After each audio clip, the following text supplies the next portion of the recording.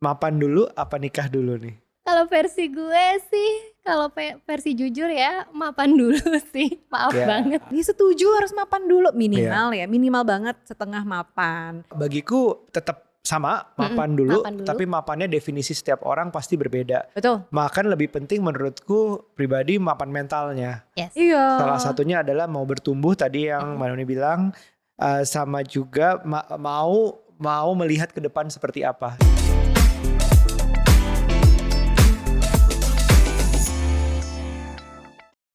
Halo parents, apa kabar? Kembali lagi di podcast Curhat Babu, curhatnya Bapak dan Ibu.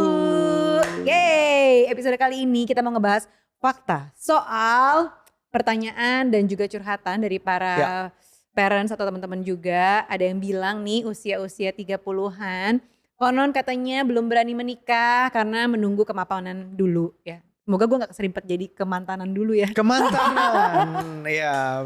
Oke. Hari ini kita akan ngobrol, tapi sebelumnya kalian mungkin bisa subscribe dulu, jangan lupa di subscribe, terus di notifikasi mungkin dinyalain biar tahu kalau ada video baru setiap hari Rabu.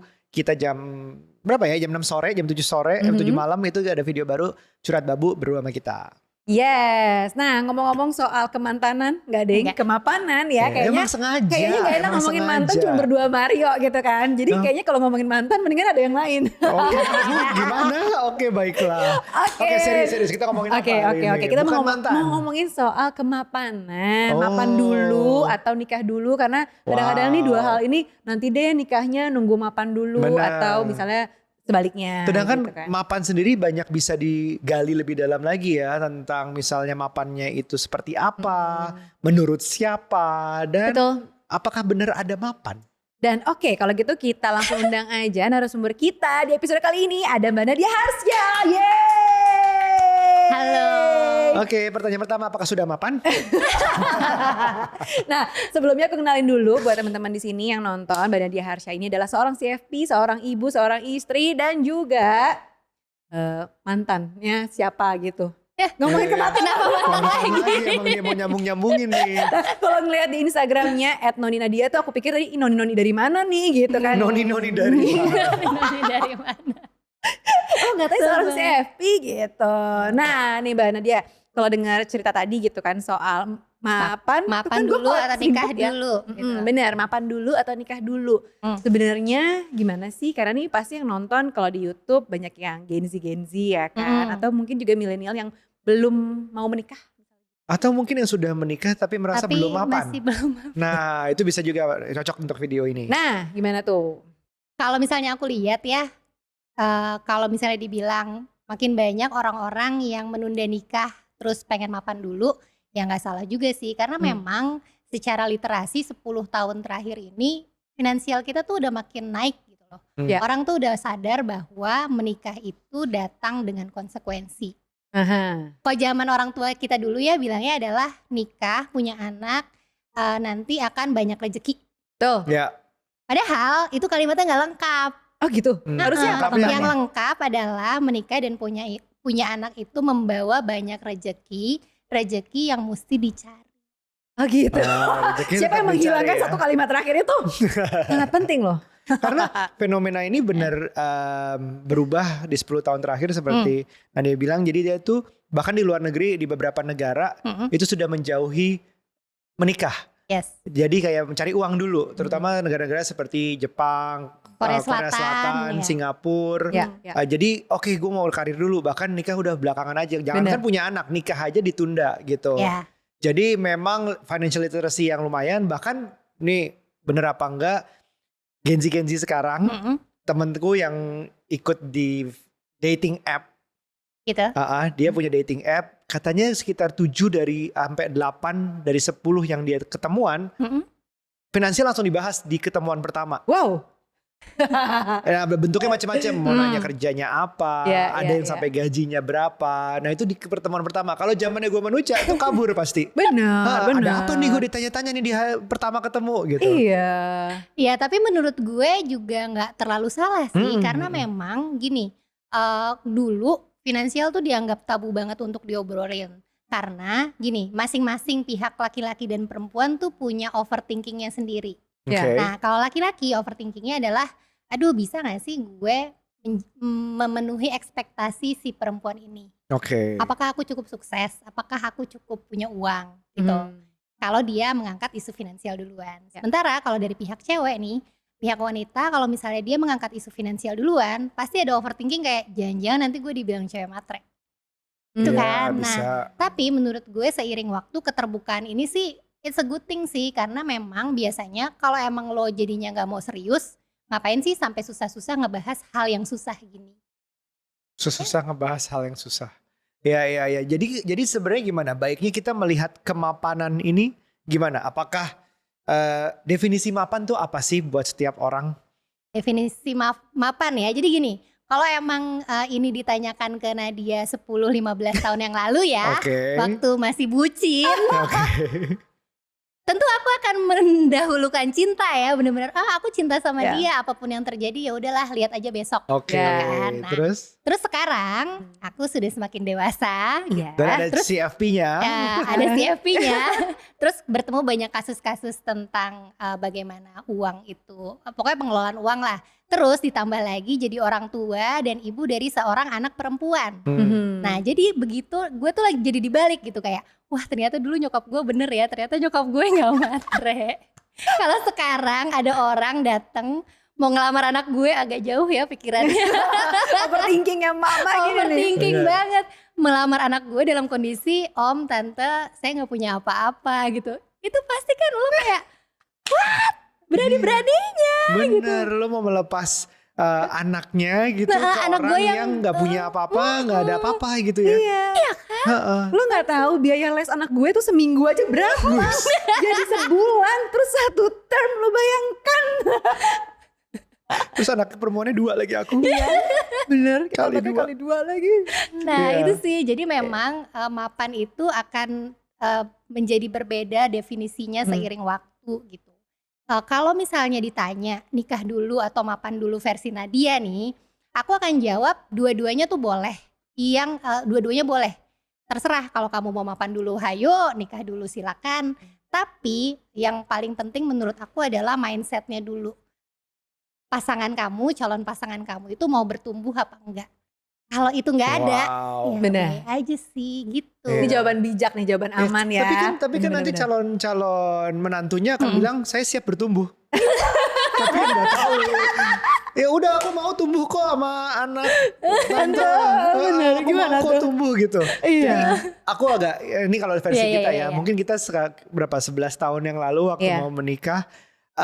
Saat itu dalam posisi aku merasa aku sudah mapan. Weh, Iya, dari iya. segi kayak ya udah pernah nikah. Iya. Dari segi warna rambut sudah Bener. cukup mapan. Waktu itu sudah menjalankan suatu perusahaan, ya udah sikat aja gitu. Iya, kalau dari sisi aku juga sebagai perempuan pada saat 11-12 tahun lalu pas kamu PDKT, kamu lumayan masuk dalam shortlist ini sih kemapanan Shortlist, ya oke. kan. Sama berapa orang lain? Ada yang Dalam shortlist, lain-lain, oke, ada yang baiklah. model-model pakai seragam ya kan. Widih, Terus ada kode. yang model-model ada yang Pengusaha, model-model pengusaha politik. ada juga, politik juga ada. Terus ada yang anak kuliahan juga. Nah, kalau yang anak kuliahan biasanya kita nggak masuk shortlist tuh Oh, sebenarnya gitu. Oh ya kan. gitu ya. Karena kan kayak aduh bareng lagi nih, aduh kita apply kerja bareng banget nih gitu kan. Aduh nanti kita mulainya bareng banget. Jadi otak kematerianku udah jalan sebenarnya, argonya udah jalan. Oh sorry banget kalau buat nikah kayaknya aku prefer yang agak tuaan umurnya sehingga dia udah bisa lebih mapan gitu kan. Minimal udah bisa bayarin gue, traktir gue makan deh gitu kan. Kalau anak kuliahan kan waktu itu masih kayak oh ya kita beres sendiri-sendiri ya, uang jajanku gak cukup nih gitu-gitu kan. Tapi saat Masih ini gitu-gitu. kita dalam bukan kita ya, maksudnya pembicaraan ini masih belum menentukan mapan tuh segimana gitu. Kayaknya sepertinya perspektif beda-beda. Yes. Kita melihat satu lagi perspektif. Oh oke, perspektif calon suami, perspektif calon istri, dan sekarang kita ngomongin ada lagi orang tua yang bisa jadi beda lagi, calon mertua lah bisa jadi. Mapannya beda lagi Mapannya dong. beda Benar, lagi kan. Itu benar. gimana tuh cara kita menyelaraskan akhirnya benar-benar oh ini semua udah ya udah deh mapan kita nikah gitu. Gimana tuh kalau ada faktor orang tua? Faktor orang tua sih menurut gue gini, setelah gue jadi orang tua, ya tentu saja ya aku jadi paham dengan tuntutan mereka zaman dulu Iya. gitu. Jadi tentunya memang ya mereka pengen yang terbaik buat anak yang mereka jagain segitunya, yang mereka gedein segitunya Paham. gitu. Nah tapi tentu saja ada proses yang gak bisa di skip. Oke. Ya kan, jadi memang menurut gue kalau versi orang tua ya tunjukin aja kalau iya gue belum mapan sekarang, tapi gue calon mapan loh. Ya nggak kayak Nah, gitu. tapi gimana nunjukinnya calon mapan gitu? Pakai portfolio aset enggak, belum ada ya, belum ada ya. itu dia, ini dia. Pakai data. Pakai data, iya. Pakai Gimana data. coba? Seru nih. Jadi data aset, kasih neraca, enggak dong. Oh, laporan pajak. Laporan pajak. Om, tante, ini bukti potong SPT saya. Terlihat ada aset, dengan pendapatan. kemungkinan kenaikan 5-10% setahun, kayaknya sih saya calon mapan. Iya nggak sih? Tapi memang benar, salah satu yang beda perspektif itu yang bisa disamakan basisnya adalah data memang. Jadi kalau orang tua punya standar sekian, kita punya standar sekian agak berbeda, kita angkakan.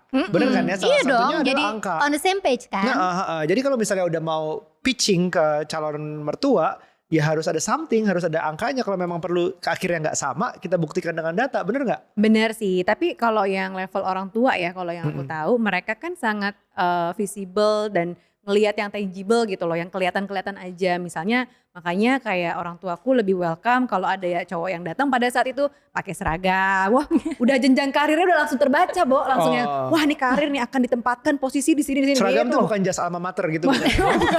Anak kuliahan masih.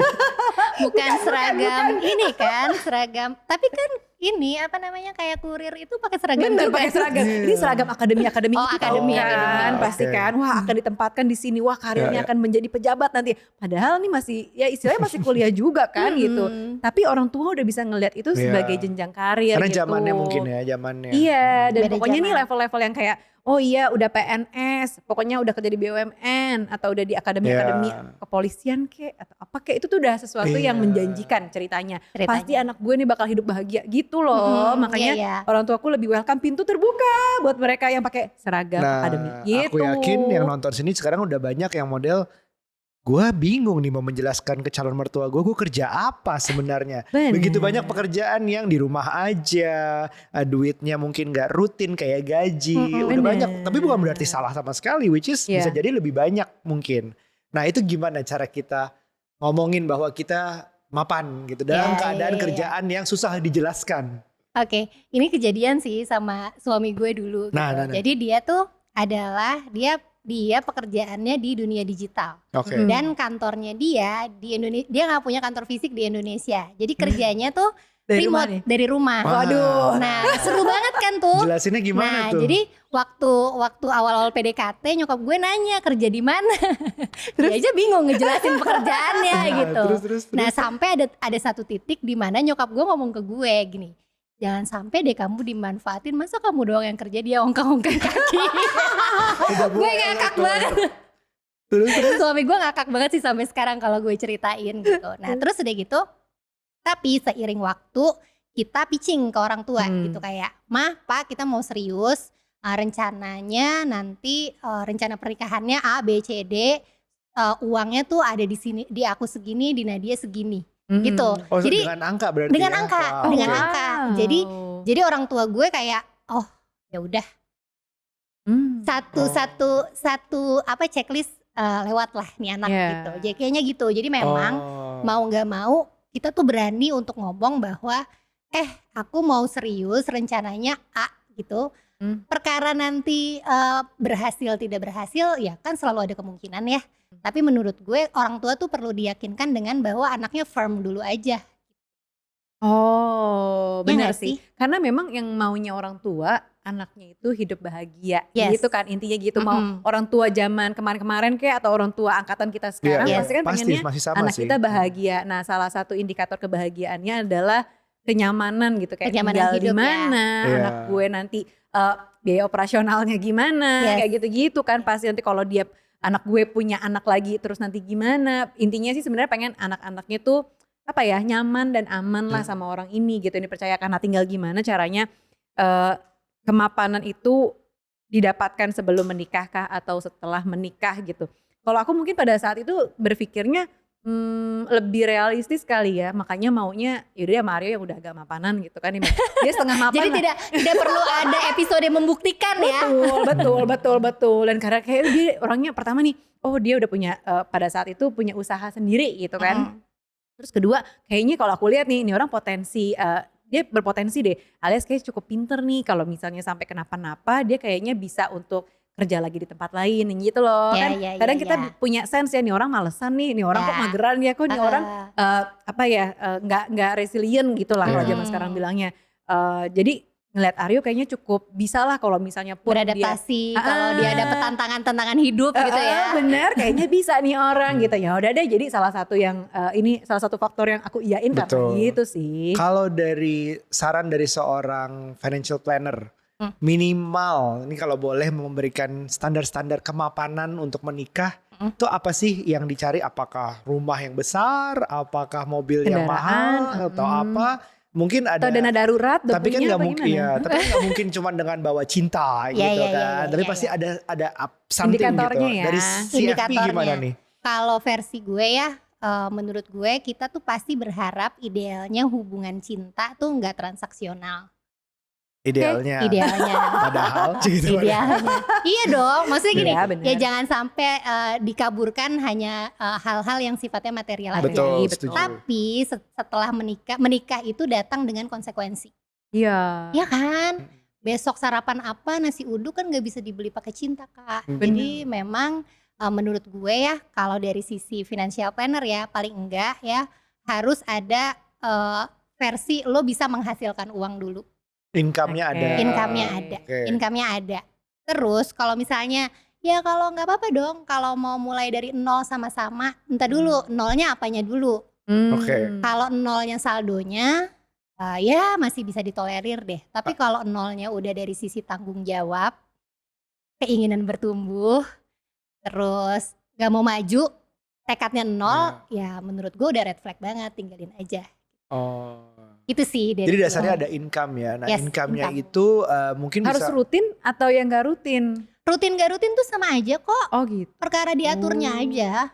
soalnya kalau Oke. kayak content creator rutinitas tuh kan jauh dari rutinitas ya. Pendapatannya kadang lebih, kadang kurang, kadang nggak ada, Iya. kadang lebih banget. Mm-mm. Nah, itu kan mungkin bisa dirata-ratakan Kuat, lah ya. yes, betul. Dalam setahun gue dapat berapa sih gitu kira-kira. Iya. Terus dihitung.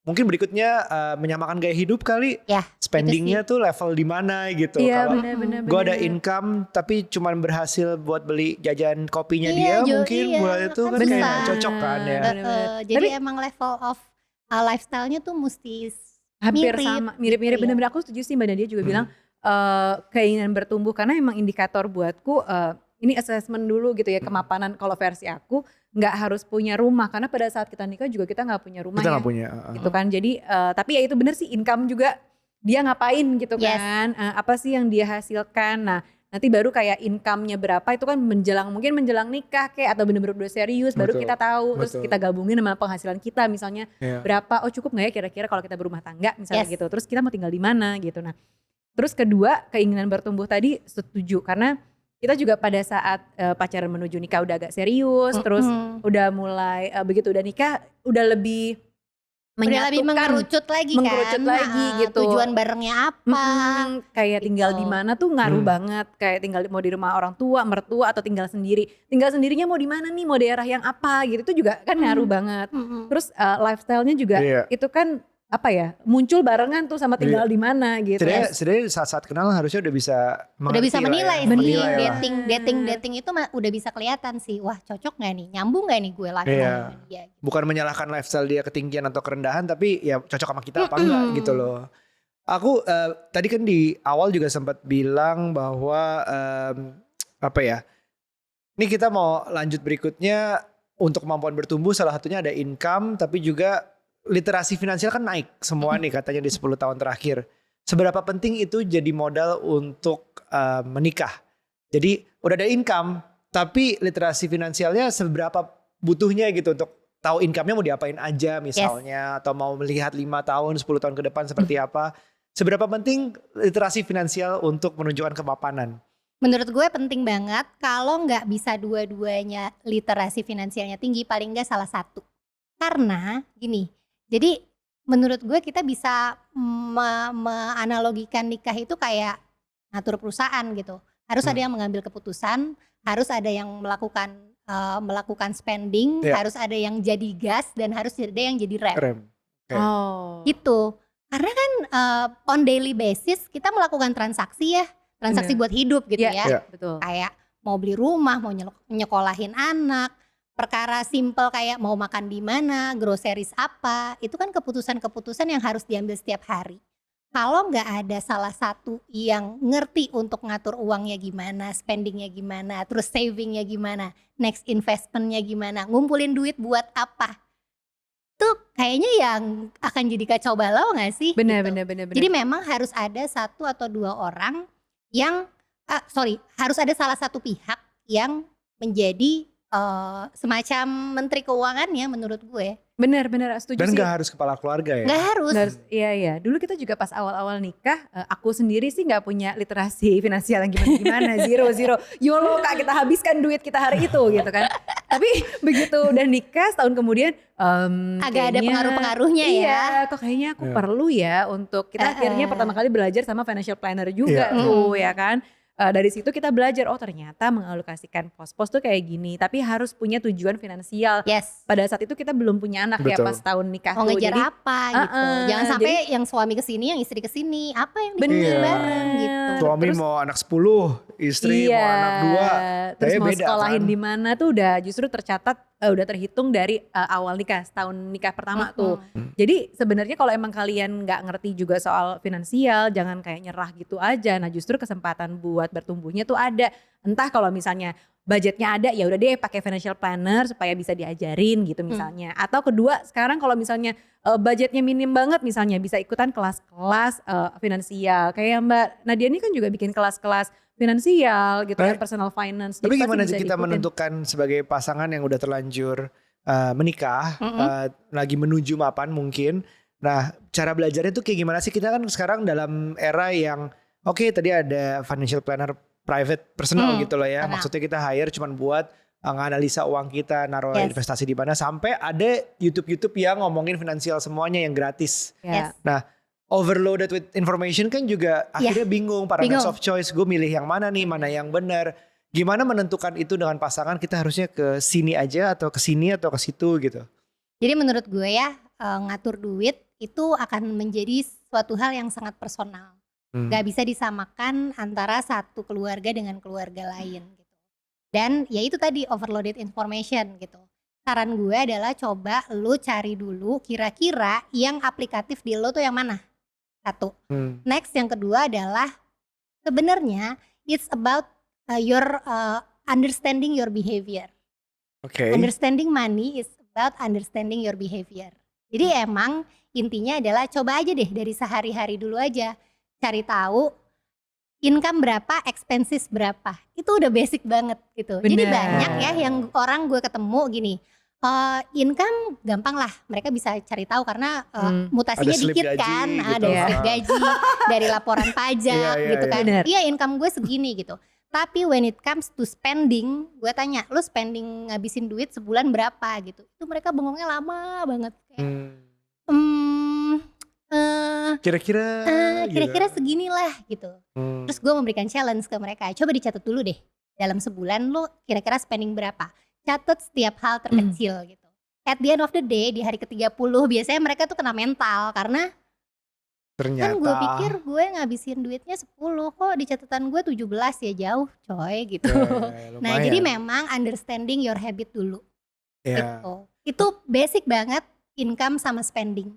Ya. Beres dari situ baru deh kita bisa atur. Dan memang pertemuan pertama kita dengan financial planner kita waktu itu memang PR-nya itu gitu, untuk mengecek behavior spendingnya. Dan banyak sekali sih sekarang app untuk dipakai yang Yes. gratis atau yang berbayar untuk every income, bahkan ada yang udah ke-connect ke banknya Yes. untuk ngelihat kita income-nya tuh apa aja Dan mutasi rekeningnya seperti dan apa mutasi ya. rekening seperti apa. Kadang-kadang walaupun misalnya mutasinya lari ke digital wallet, tapi setidaknya itu kan tercatat juga.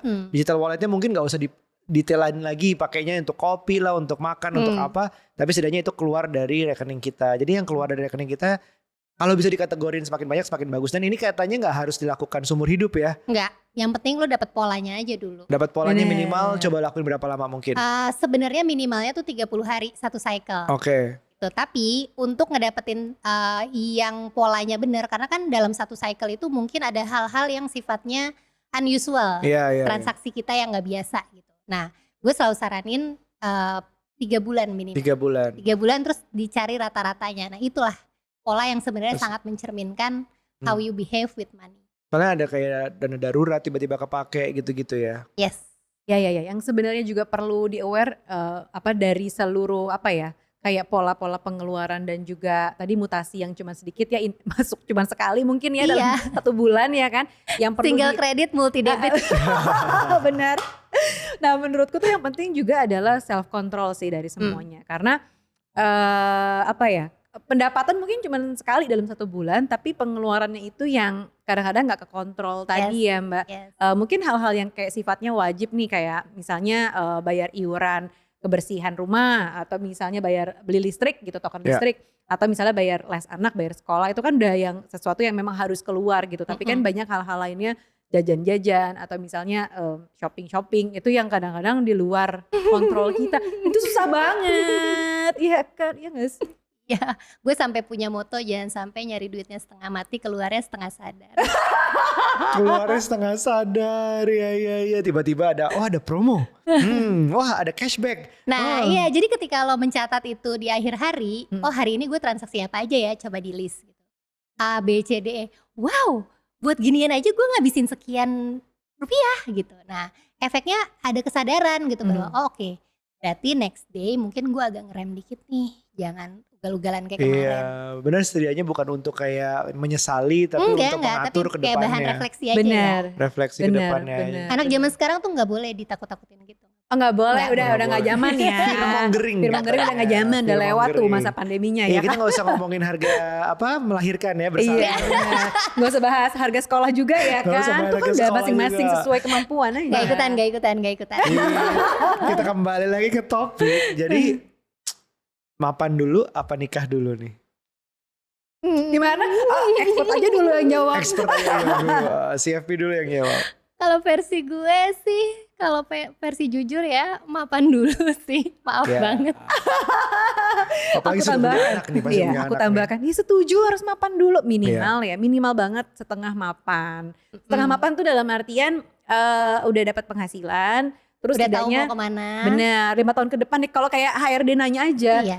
what do you see yourself in 5 years? Nah itu tuh 5 tahun kemudian kira-kira mau kemana, udah tahu bayangan. Jangan sampai ditanya 5 tahun mau ngapain tuh belum tahu. Nah, Nah itu ada benarnya karena yang menurutku yang belum mapan itu yang nggak mikirin. Yes. Jadi kayak Lihat aja mau besok nikah, gitu ya. mau nikah tapi nggak mau mikirin 5 tahun lagi mau ngapain, 10 tahun lagi mau ngapain. Walaupun nggak tergantung ya, kalau mindfulness kan sekarang kita nggak tergantung untuk stres sampai mikirin masa depan. Yes. Cuma setidaknya itu ada bayangan gitu, pengen kemana.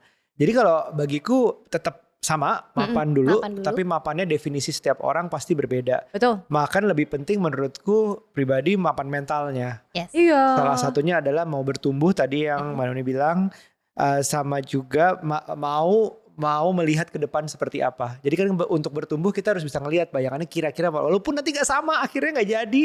Yes. Walaupun nanti anaknya tiba-tiba 10 keluarnya, I don't know. Tapi setidaknya kita udah bisa mau membayangkan masa depan. Karena mau menikah. Benar, Mau tambahin menikah. satu dong, tambahin satu. Apa? Mentalnya self control tadi, karena itu tuh self control harus latihan sih menurutku. Iya. Gak bisa tiba-tiba punya self control gitu, Yes. karena kondisinya akan berbeda ketika kita sebelum menikah. Yang kita pikirkan yang penting gue nikah sama nih orang, begitu udah nikah, wah gue akan punya anak sama nih orang. Nah itu kan nambah mulu, belum lagi kalau anaknya 2, anaknya 3, kan nambah-nambah terus. Jadi self controlnya tuh ada. Iya, Oke, kalau benar. misalnya gue akan punya anak 3, kira-kira penghasilan gue juga paling gak ditambah dong gitu kan, karena kan Iya benar. biaya les 3 anak, biaya sekolah 3 anak, itu kan beda gitu. Iya, Matematikanya Tunggu harus ibu-ibu ini. sinkron. Nanti harus cari calon pasangan mereka yang lebih mapan lagi. Gitu. Kita hitung aja sekarang investasi di anak berapa. Oh benar biaya les ya kan, biaya Bercanda, vaksin, nanti imunisasi, dimarahin. sekolahnya ya kan. Aduh banyak banget deh. Apalagi nanti ya kalau ngelihat anak-anak kita di dalam mungkin 20 tahun lagi kayaknya. Ya enggak sih usia-usia mereka nikah 25 ya kan? Sekitar 20 tahun, 25 tahun lagi kita lihat, dan ini pasti seiring bertambahnya kita berusia, terus tambah zaman juga pasti akan ada perubahan, pergeseran, Akan ada pergeseran gitu lagi ya. tentang pandangan kita terhadap mapan itu apa. Betul. Benar-benar, jadi mungkin kalau nanti ada yang ungkit-ungkit YouTube ini, mungkin aja berubah loh 10 tahun lagi Bisa kan kalau ada jadi, yang nonton ini bisa ya kan? jadi nanti kita akan melihat calon pasangan anak kita itu akan makin bingung lagi ngerti dia kerjanya apa. Iya, karena udah makin banyak pekerjaan-pekerjaan yang Iya. berkembang gitu ya, nggak seperti zaman orang tua Balik kita. lagi ke data tadi, tunjukin aja deh tabungan kamu deh. Taunya Bitcoin, bingung kan? Oke, terakhir Mbak Nadia mau nanya nih. Soal tips gimana caranya supaya bisa siap pada saat menuju pernikahan Oke, gitu. jadi gini, menurut aku ketika mau ngomongin aku mau serius gitu, kita serius yuk, kita nikah yuk. Gitu. Yang paling penting diobrolin adalah pastikan calon pasangan kamu tidak menjawab, lihat aja lah besok gimana. Itu Oke, red flag. red flag. Oke. Lihat aja lah besok gimana. Jangan kalau misalnya ketemu yang kayak gitu dipaksa dulu. Tolong dipikirin besok tuh mau ngapain. Iya, Gitu. iya, betul. Nah, jadi nextnya adalah boleh coba untuk ngobrolin hal-hal sulit kayak contoh berapa sih income yang kita buat berdua, kira-kira nanti mau ngapain sih, gimana cara siapinnya, dalam berapa tahun kita mau ngapain sih, tujuan finansial apa yang mau kita kejar dulu sih, karena kan banyak banget. Betul. Karena jujur ya dari berdasarkan pengalaman saya ya Iya, dari nikah tuh aku pikir akan dikasih napes gitu loh. Ternyata enggak. Beres mikirin resepsi ternyata kalau tinggal di rumah nyokap ternyata kamarnya nempel-nempel. Kamarnya nempel-nempel. Oke, kita ngekos aja yuk. Kita Kamar ngontrak mandinya rumah sharing aja. ya berarti Kamar ya? mandinya sharing. Paham dong. Paham Dong. Nah, jadi kayak ya udah 3 bulan setelah menikah kita coba yuk kita ngontrak dulu, kita cari kontrakan, cari kos-kosan gitu. Kita coba tinggal mandiri gitu. Bilangnya sih sama nyokap, kita kan mau belajar mandiri mah gitu. Padahal mah gara-gara kamarnya nempel-nempel. Nah, Terus? yaudah, terus habis itu nggak berapa lama Dor dikasih surprise bahwa wah ternyata aku kebobolan. Nggak nafas Jadi sama emang nggak sekali napes nih. gitu. Jadi memang di balik tantangan itu ada kok pernah masanya ya.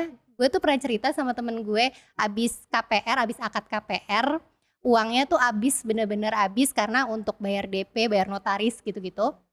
Itu pernikahan kita kok nggak salah 3 atau 4 tahun. Terus gue sampai tenar di kalangan temen kantor gue karena tiap hari bawa bekal nasi pakai tahu sama acar. Vegetarian. Padahal bokeh gitu. Jadi itu tuh nggak keganti, tapi maksudnya gini, kalau dilihat balik ada rasa dimana kayak harusnya kita bisa mengusahakannya lebih baik lagi gitu. Tapi nggak apa-apa gitu. Ternyata gue nggak dikasih napas dan that's okay gitu. Jadi emang orang tuh selama ini kalau ngelihat nikah kan resepsinya, bajunya cantik Iya. gitu, gedungnya megah gitu. Tapi kehidupan setelah itu Beda lagi, betul. Betul, jadi gitu ya teman-teman, parents semuanya, tips dari Mbak Nadia. Nah ini kalau mau belajar soal personal finance gitu, jangan lupa ikutin di Instagramnya Mbak Nadia, @noninadia. Nah Mbak Nadia tuh suka buka kelas-kelas financial bulanan gitu ya Mbak ya? ya bulanan. Nah itu tuh bisa diikutin secara online gitu, jadi gak ada alasan untuk gak belajar, gak melek finansial. Gitu. Oke, jadi nikah mapan? Iya dong, mapan dong. Mapan. Maaf. Oke, kalau gitu terima kasih banyak Mbak Nadia udah Thank hadir di you. sini, dan terima kasih juga parents udah nonton. Jangan lupa untuk like, subscribe dan juga share YouTube ini ya. Sampai ketemu di episode selanjutnya. Bye.